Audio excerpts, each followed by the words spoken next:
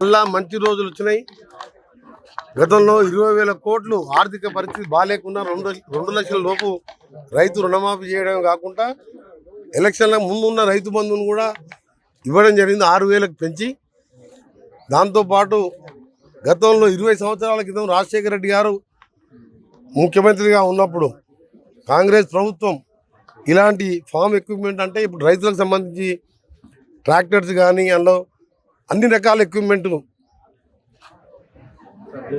మళ్ళా ఈరోజు స్టార్ట్ చేస్తూ 2వ జిల్లా తెలంగాణలో మన కలెక్టర్ గారు అలాగే వారు ఇనిషియేటివ్ తీసుకొని 8 కోట్ల రూపాయలు ఇవాళ ఎక్విప్మెంట్ ట్రాక్టర్లు కానివ్వండి, ఇంకా హార్వెస్టర్లు కానివ్వండి, కొన్ని డ్రోన్లు ఇవన్నీ తెచ్చే ఆలోచన ఎక్కున్నాం. ఇప్పుడు మాత్రం ప్రస్తుతం ఖమ్మం జిల్లా వ్యవసాయ శాఖ మంత్రి ముందుగా ప్రారంభించింది మన సంక్రాంతి పండుగ రోజు.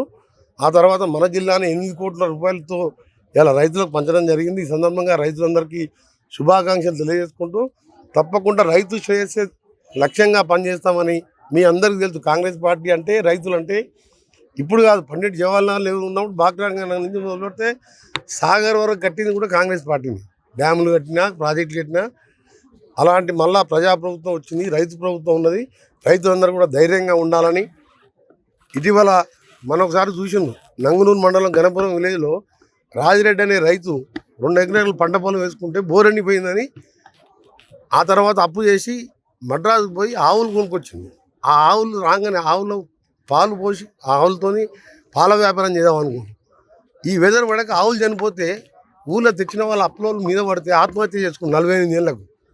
నేను రాత్రి పోయి 5:30కి వెళ్ళి ఆ వార్త తెలియగా ఆడికి పోయి ఆ కుటుంబానికి ధైర్యం చెప్పి ఆర్థిక సహాయం చేయడం కాకుండా అప్పులు కూడా కట్టుకుంటాం. కానీ మీరు ఎవ్వరు కూడా ఆత్మహత్య చేసుకోవద్దు, ఇది రైతు ప్రభుత్వం. మళ్ళీ ఎందుకు చెప్తున్నా ఆ ఇన్సిడెంట్ అంటే రైతు ఏడ్చిన వాడు, రైతు బాధపడ్డా, రైతు ఆత్మహత్య చేసుకున్నా బాధపడేది మా ప్రభుత్వం. అందుకనే ఉచిత కరెంటు దేశంలో ఎక్కడ లేనిప్పుడు రాజశేఖర రెడ్డి గారు ముఖ్యమంత్రిగా మొదలుపెట్టింది నేను. అప్పుడు ఇస్తానంటే అప్పుడున్న ఆపోజిషన్ పార్టీ వాళ్ళు ఉంటేనే ఓట్ల కోసం అంటున్నారు. అప్పుడు కరెంటు రాదు, బట్టలు ఆరేసుకోవాలి కరెంటు వైర్ల మీద అన్నారు.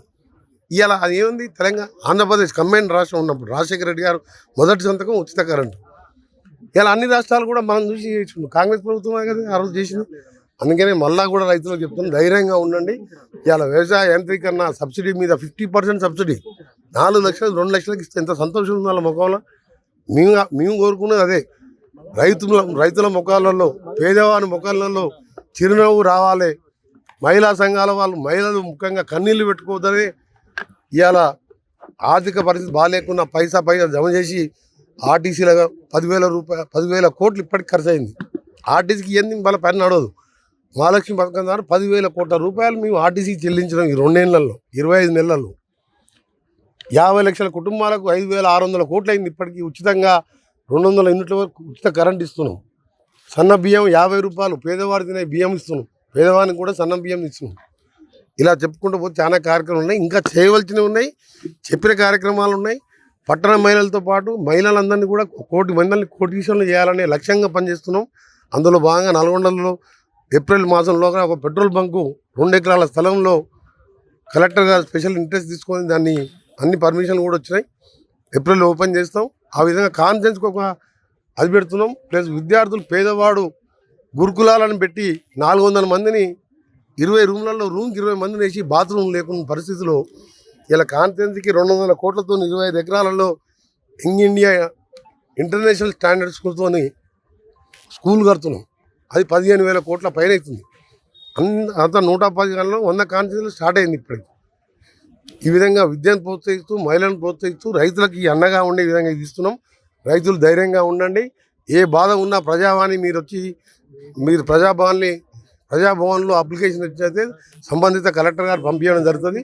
ఈరోజు ఒక శుభదినంగా భావిస్తూ రైతులందరికీ శుభాకాంక్షలు.